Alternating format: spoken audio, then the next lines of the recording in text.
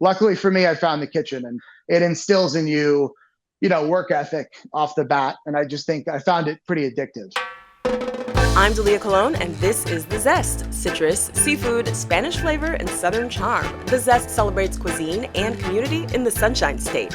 Today, after cooking his way around the world, a Florida chef offers tips you can use at home.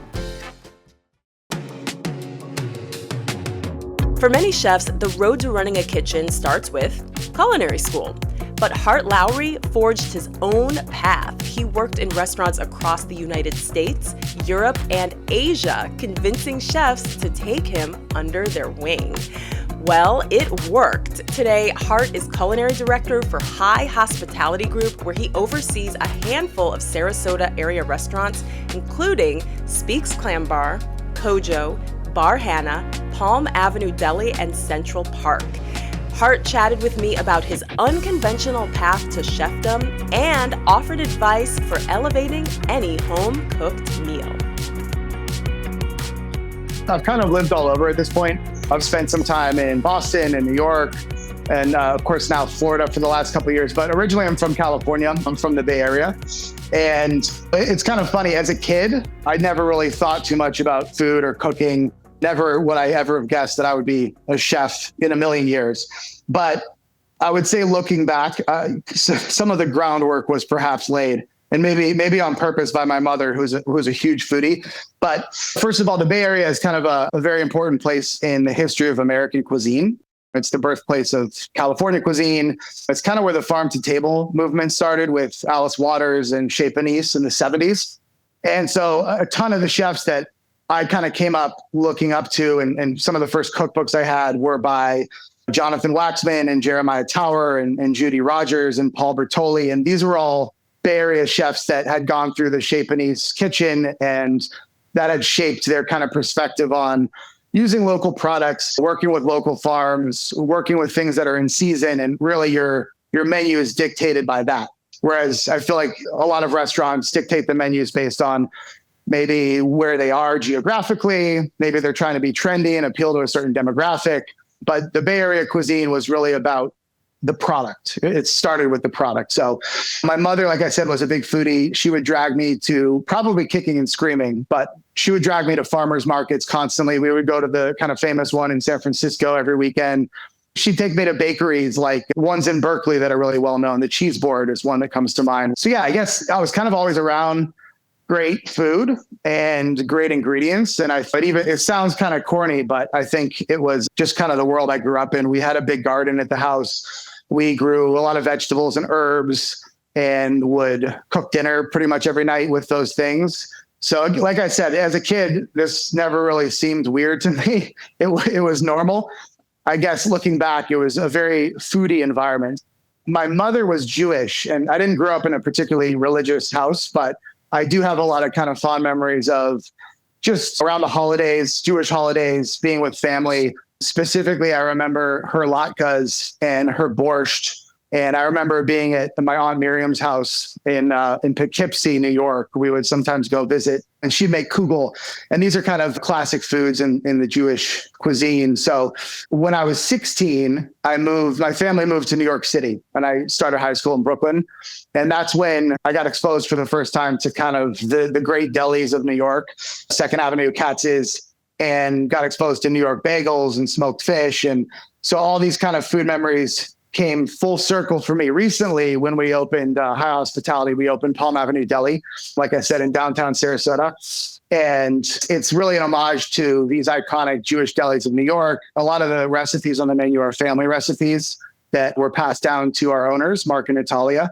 And the whole concept is really just intended to keep these food traditions alive and honor past generations through the recipes and the flavors. Oh my gosh, you're really taking me back with some of the Jewish foods. I'm not Jewish, but my best friend Ashley is, and we've been best friends since we were 3. So I would spend the Friday night dinners and the latkes and the matzo ball soup and all of that. Like, that feels like part of my childhood just as much as the food that my parents were making at our own house. So how did you get from New York to Florida? It was probably a circuitous route. And then what sorts of trends have you noticed? Because we do have a lot of people down here who are from up north who are looking for like a good Jewish deli or just food that you may not think of as Florida food. Yeah. So in New York, like I said, I moved there when I was 16. I ended up going to NYU for film. And at the time, I wanted to be a director. That was my goal in life. But on the side, just for money, I started working in restaurants. So basically all I've ever done in my professional career is restaurant work. I started at Patsy's Pizzeria, which is actually kind of a pretty famous, well-known pizzeria in Manhattan. And my first job was answering phones for deliveries. I was a busboy and I was a bar back and eventually a server. And once I started serving, that's when I kind of got bit by the hospitality bug and started taking it more seriously and pursued better and better restaurants. And as I worked in better and better restaurants, eventually I worked at a place called Beppe, which unfortunately is no longer there. But the opening team of that place, the front of house team, was pretty impressive. One of them had opened Babbo with Mario Batali. The other guy was from New Orleans and worked at Commander's Palace, which is a 150-year-old institution in New Orleans. And they taught me a ton just about how do you open wine and present it at a table? How do you fillet a fish tableside? How do you carry yourself in a dining room? And we would do pre-shifts every day with the chef team that would talk us through specials and ingredients and where they're sourcing from. And we would drink wine and kind of, that's when I became pretty obsessed and realized that beyond service and the kind of ballet of the dining room, I was also super interested in food and cooking. So for me, it started with that obsession. And really, I started doing it at home. I bought a bunch of cookbooks and I started doing like dinners for friends and family. So it was almost like let's call it a pop-up, but pro bono. No one was paying me. I love that. So like, what were you making in those early years? Alice Waters, Jeremiah Tower. Those were kind of some of my first cookbooks, were these kind of Bay Area chefs that I grew up hearing about. And probably celebrity chefs, stuff by like Bobby Flay, who had Mesa Grill back at this point in time in Manhattan and was kind of changing Southwestern food. So I would make whatever, honestly, my skill set would allow. But the more I did it, the more obsessed I got. And then I decided to drop out of school and I decided to travel. So I was in Asia and Europe for a while, just kind of traveling. And that, of course, deepened the obsession. I just saw new ingredients and new techniques and things that blew my mind. And then when I came back to the States, I decided to move to Boston with my then girlfriend and now wife, Avril. I literally sent letters to restaurants. There was one chef, God bless him, who got back to me. And he was kind of my first mentor in the kitchen. His name was Louis de Beccari. And this restaurant was on Boston's waterfront. It was called Sel de la Terre, which salt of the earth in French. And it was kind of a bistro. I started as essentially an apprentice. But anyway, I was enamored and obsessed. And the kind of deeper I got, the more I just became interested in food. So anyway, that was my first kitchen job, was in Boston. And I bounced around Boston for the next couple of years, kind of working at the best places I could. And I landed a job at Oh Yeah, which is still, in my opinion, the best Japanese restaurant in Boston. They do omakase menus. And this place had just been named the best restaurant outside of New York City by the New York Times critic, which is a very big deal. The moment I read that article, I was like, all right, I got to work here. So I basically hounded them. I just sent them resume after resume, letter after letter. And it probably took a year to get my foot in the door. But that's when really everything changed for me. I was exposed to Japanese food for the first time, which prior to that was completely foreign to me. All of the ingredients that are in the Japanese pantry, miso and koji and soy sauce and sake. And coming from French cuisine, you're taught certain techniques and fundamentals. But once you start cooking, if you jump from French to Japanese, you really have to relearn 90% of your arsenal, just because a lot of the techniques don't apply. You can't simply treat the ingredients the same way. So you really have to start from scratch. And yeah, an example would be a sauce. So most French sauces start with stocks, whether it's a veal jus or a beef jus or chicken jus. And you'll get roasted bones and you'll simmer them in water for hours and hours. And then to make your sauce, you would reduce that to give it viscosity and mouthfeel. And you would be skimming it the entire time. And maybe at the end, you'd mount it with a little bit of cold butter. So you have this beautiful, smooth, glossy veal stock, let's say. And they use that technique a lot in French cooking. In Japanese cooking, if you were to do the same thing with sake or soy sauce or chicken stock, best case scenario, it tastes kind of like confused Asian French food.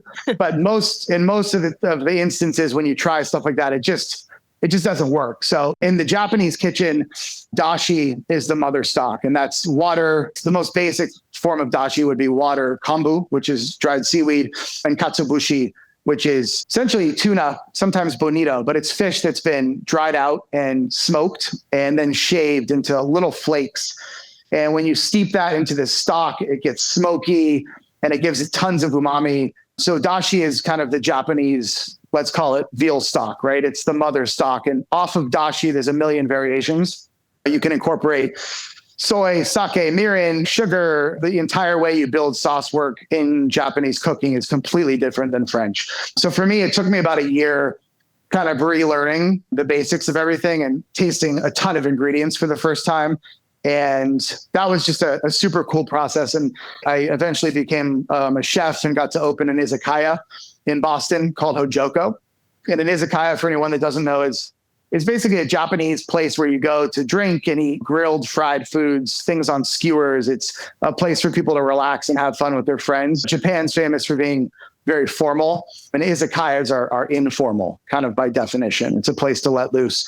So we opened a big izakaya in Boston, which was a ton of fun. And then after a certain period of time, I became a culinary director for them.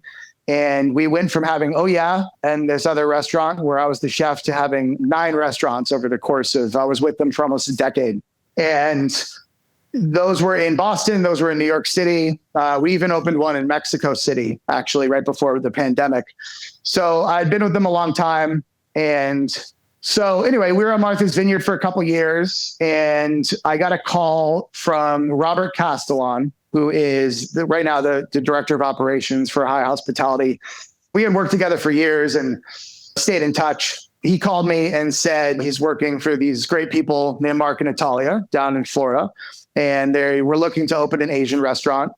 And my background, obviously being Asian, we spoke. It seemed like a perfect fit. So I came down and it was essentially a consultation to get Kojo open, but it led to really a collaborative, totally positive experience that I had with Rob and Mark and Natalia. We really hit it off, and it was great getting to kind of create the recipes and the menu for Kojo and create those flavor profiles. And I moved here. This is 2.5 years ago. That's how I kind of came from Boston to New York and down here. Wow. No, I love this because, first of all, it sounds like a screenplay. You're kind of scrappy and you sent out all these letters with not a lot of experience. At no point did you mention like going to a formal culinary school. Am I right? So that's pretty amazing.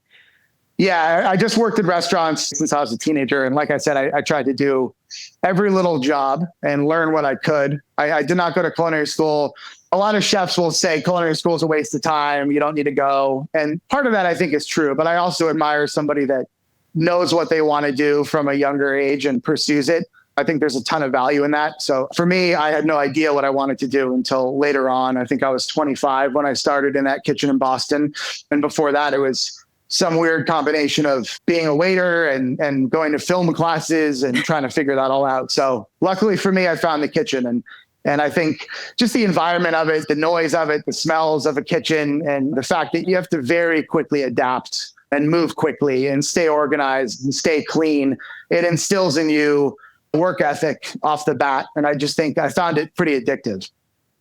So I could see you writing a screenplay about your own experience, and then maybe that's how you combine both and circle back to your film background.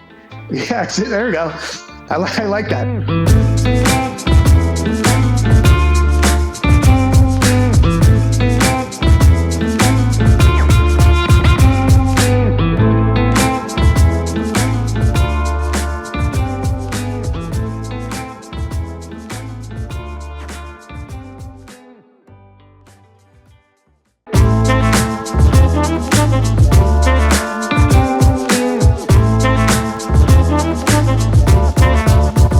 fascinating. But I do have a question about your experience first at Martha's Vineyard and now in Florida. So you're probably encountering a lot of people who are on vacation. Mm-hmm. Do people eat differently on vacation? Are their expectations different? What's that like?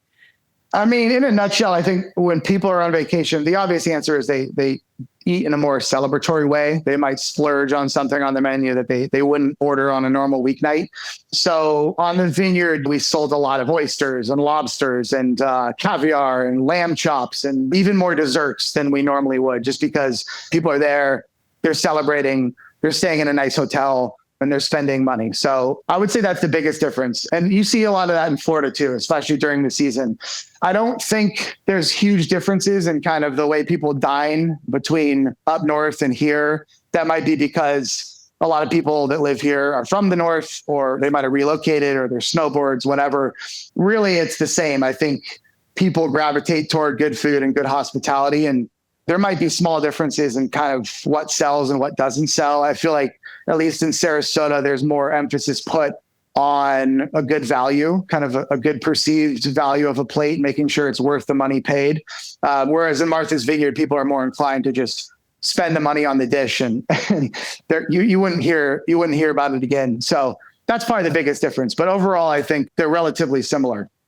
But it's been cool coming here and learning more about the products here. I mean, a lot of it's obvious, but like things like pineapple are so much better in Florida than they are up north. And just learning more about what's coming out of the Gulf, whether it's oysters and clams, or, the snapper here is incredible. Obviously grouper. So just a different kind of catalog of products to work with has been a lot of fun. So how does that translate into what's on the plate? Can you walk us through the process of creating a new dish, maybe incorporating some of these Florida ingredients from the initial concept all the way to the execution? Yeah. So the process of a menu, it could start with kind of a food memory. It could start with a great cookbook that you're inspired by, or a product. We try to start thinking about menus strategically. The team does internally. So that could be, what are guests asking for? Looking for patterns of kind of guest requests. And maybe that's in the dining room night after night. Maybe it's on Google or Yelp. We take every review very seriously, and we read every single piece of feedback just as a management team. And we look for patterns. So the moment a pattern kind of emerges, we can identify the next move, right? So we do look for trends. So maybe the menu needs more vegetarian options, et cetera. From there, it usually just takes multiple drafts of kind of tweaking and tasting internally with the chef team before anything is menu ready. So what we do is we use specials as practice ground, right? We call them features, not specials, features in the restaurant. That's the way we gauge new dishes. We gauge customer feedback, and the ones that are successful 9 times out of 10 will end up on the printed menu. During a restaurant opening, the process is a little bit different. It really starts with the concept and dialing in what the concept is. My old boss and mentor, Tim Cushman, used to say that a restaurant without a concept is like a child with no name.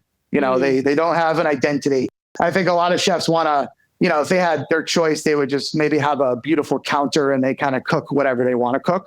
And there are places like that, and some of them are phenomenal, and they do work here and there. But 9 times out of 10, the concept is so vital, because that's what ties all the themes together from the moment the guest walks in, the ambiance, the decor, the service style, all the way to the menu, to the cocktail program. It has to feel like a well choreographed kind of show. It can't feel disjointed or confused. So our menus are really, we try to be pretty strategic in piecing them together. But yeah, so the R&D process would start once the concept is kind of developed, and myself and the culinary team take a deep dive with starting with the products. It's cliche, but the old saying, you can't create a great dish without great products, is definitely true. So we look for special products that we want to highlight. And then we go through a pretty intense R&D phase where we're essentially cooking and tasting and tweaking things until we feel like they're ready to do a tasting. And then in our group, tastings basically involve every level of upper management, anyone that's going to be involved in the project. So everyone would essentially get around a table, and we would do a big tasting, and people are taking photos and taking notes. And we just discuss the details as a team. And this process, it not only helps dial in the dishes and the recipes, but it also kind of helps the team hone in on what's the concept feel like, and it begins to kind of take shape. I love the intentionality behind all of that. And it's definitely 180 degrees from how I make dinner at home. I don't know about you, but do you have a tip with all of your experience? I mean, you've got all the experience, but you're also a dad, so you're probably pressed for time. I don't know if you do the cooking at home, but what is a tip that we could use to make our home meals feel a little bit elevated? So the two things, whenever I'm asked this question, I have the same answer, and that's high heat and acidity. So just to dive into that a little bit more, high heat in a restaurant is how we cook almost everything, whether it's cooked in a pizza oven or a grill or in a pan or in a griddle. The biggest difference between restaurant cooking and home cooking is it's really BTUs. It's how hot your pan is, how hot you can get it, how hot you leave it before you add something to it. And that's hugely important in cooking. I think most people at home are probably worried about ruining their pans. They're worried about the fire alarm going off. And those are all very understandable worries. You know, if you get the right pan, a Lodge, for example, something cast iron, and you leave that thing on medium high heat for 20 minutes, whatever you're cooking, whether it's shrimp or steak or chicken, even vegetables, you know, green beans, all of those things are going to caramelize and sear, and the flavors you'll develop are going to be completely different. And that's just because, again, low heat, overcrowding a pan, you're essentially steaming. Water is created in the steam and nothing really gets caramelized. So that's probably the biggest piece of advice. And the second one is acidity. And so in a restaurant, almost everything leaving the kitchen would be finished with a little bit of vinegar, a little bit of lemon juice, you know, zest. We use zest a lot. We love zest. Yeah, we use zest a lot at Kojo. So shout out there. But yeah, zest is a huge tool of ours in Kojo. Almost everything leaving the kitchen gets a little bit of lemon zest, lime zest, you know, whether it's yuzu is in season. And that just gives the food that final kind of aroma, that citrusy aroma that takes it to the next level. So that's the other thing. I think with home cooking, you know, especially if you have a dish that's kind of rich or creamy or grilled, smoky, using a little bit of acidity will cut through it. It brings flavors out almost the way salt does. And it just makes your palate kind of reset every bite and make you want to keep eating more. And in terms of cooking at home, like you said, I'm a dad. I have 4 small kids. So for me, cooking at home is whatever is fast and painless and can feed an army is my answer. So typically that's pizza, pasta. I love once in a while I'll make fresh dough, fresh pasta dough or pizza dough at home. And the kids will get to kind of roll it out or stretch it and top it. And that's kind of our go-to in the house. Oh, how fun. And it's full circle because your mom introduced you to food in these subtle ways, and now you're passing it on to the next generation. That is so cool. Absolutely. Is there anything else you'd like to share? One thing we didn't touch on is our upcoming project. So it's going to be called Central Park, and it is on Central Avenue, right in downtown St. Petersburg. And it's going to be a blast. It's close to 30,000 square feet. It is over 5 levels, everything from a basement with a kind of high-end cocktail bar up to the ground floor, which is going to be a food hall with 7 quick service concepts. We have our second location of Kojo, which is opening on the 3rd level, along with a rooftop bar. And then there's going to be a really fun, exclusive members club on the roof with those amazing views up there. So really, this building is going to have something for everybody. And we're looking to open, you know, sometime in fall, but it's getting close, and it's a huge project. We're super pumped and excited, not just to get it open, but to become kind of a part of the community in St. Pete, which is really cool and young, and there's a ton going on in that city. So yeah, it's kind of a vibrant scene in St. Pete, and we're really excited to become a part of it and get this place open. Wow, can't wait for that. Well, it was so much fun to talk to you. Thank you so much for all your time. Yeah, likewise. This was a blast. Absolutely. Hart Lowry is culinary director for High Hospitality Group. He shared his recipe for beet and watermelon gazpacho. Wouldn't that look so pretty on a holiday table? Find the recipe on our website, thezestpodcast.com. I'm Dalia Colon. I produce The Zest with Andrew Lucas and Alexandria Ebron. The Zest is a production of WUSF. Copyright 2024, part of the NPR network.